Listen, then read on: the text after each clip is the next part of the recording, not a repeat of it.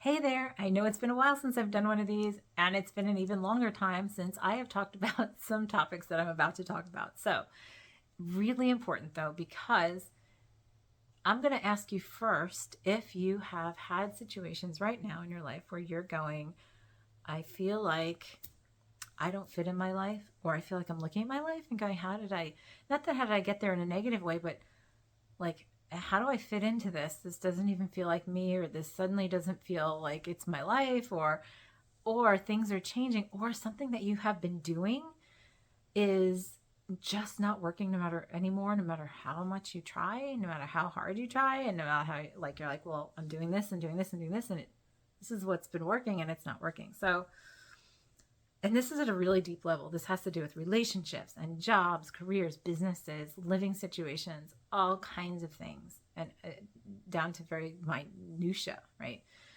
So I'm gonna take a step aside and not be as practical 3D as I have been for a long time, and tell you about an experience I've been having that started about a month ago in the current state. It started more than a decade ago, beyond that. But I went to a place called Pilot Mountain, which is a energy vortex that's about 2.5 hour drive from me, with a friend of mine about a month ago. And she and I have been there many times over the years, including like all those 10, 10, 10, 11, 11, 11, 12, 12, 12 things, right? It's also the place, it's a very powerful portal that's sort of like a hidden in plain sight thing that I see as a real gateway that connects a whole bunch of other energy portals. So it's like almost like a station. But when I'm there and I connect in, I feel like I'm at like Mount Shasta, California, and Glastonbury, UK, and the Egyptian portals, Peruvian portals, and Hawaii, and other places that aren't even necessarily here on Earth. More and more have come to play. And I first had that experience on 12, 12, 12 when my friend and I were there before. And that doorway opened up, and it's just huge and interdimensional, inner whatever. It's got no time and space. It's just incredible, right? So I had all but sort of forgotten that. We went there about a month ago, stepped into it. It was as huge as it was in 2012. It was exponentially huger now, right? And it's like a super highway of energy and opening. And it's basically what I saw was that anything that does not align with that just simply breaks up and falls away, right? Which sounds great, except the ego goes, maybe not so excited about that. But yeah, it's quick and easy. Who would want better, right? So anyway, here's the thing. When I have those experiences, it tends to be several weeks or months sometimes where all that processing from the experience comes through, and it takes letting it sort of come together in my conscious understanding. And so I've been doing that by myself and with others who do this kind of work. And we've come to this understanding through all this, very interesting, that in some ways, in some kind of lack of other way of explaining it, we have taken what we might call a tangential timeline, right? And in a show called there's a show called Peripheral that's on some streaming service, and I can't remember which one. If you haven't watched it, it's a great, great, interesting show that comes from a book, but it's about mind time travel. And every time you like change something, that you create these things called stubs, right? So like a tangential timeline, and stubs can end, right? And then you resolve back into the main timeline or whatever. So my understanding that has come in since that experience is that we took a tangential timeline or a stub in 2012, and this past 11, 12, 13 years, mostly 12 years, has been taking these experiences that we really wanted to have, that were to build our consciousness, to build our experience, to build our what we have under our belts before we move forward. So it was almost like we took a time out, took a sideline, like in a book, you know, when you have like the main story, and then like there's this whole like other several chapters that talk about this other storyline, and you're like, let's get back to the main story. Well, guess what? We're about to get back to the main story. That's my understanding. And to do that, though, is for us to resolve all the stuff that we have learned, played out in the past 11, 12, 13 years. And as we do that, we're shifting back into this main timeline, or bigger timelines, or bigger energy consciousness, or let's just use timeline for the time being. And the key is that it just isn't like jumping back in and pulling all the other stuff with us. It's saying, okay, all this is complete.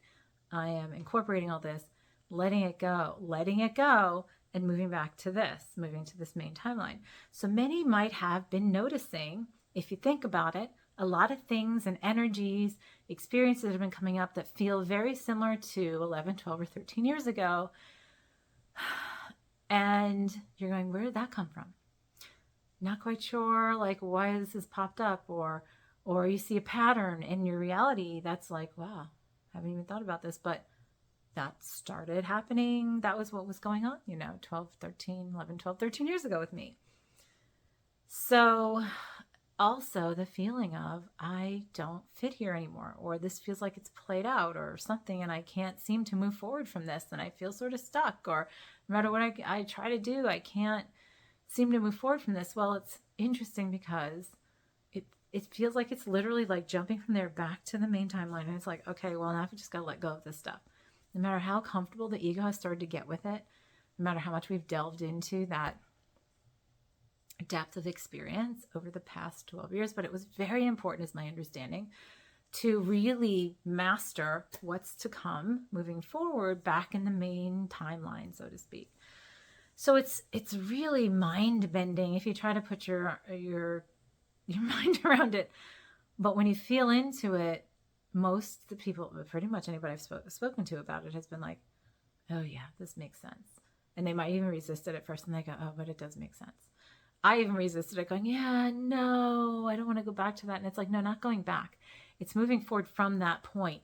It's going back to that point, but then moving forward from it with all of this additional experience, played out, done, assimilated in, so I can move forward without being distracted with all that other stuff.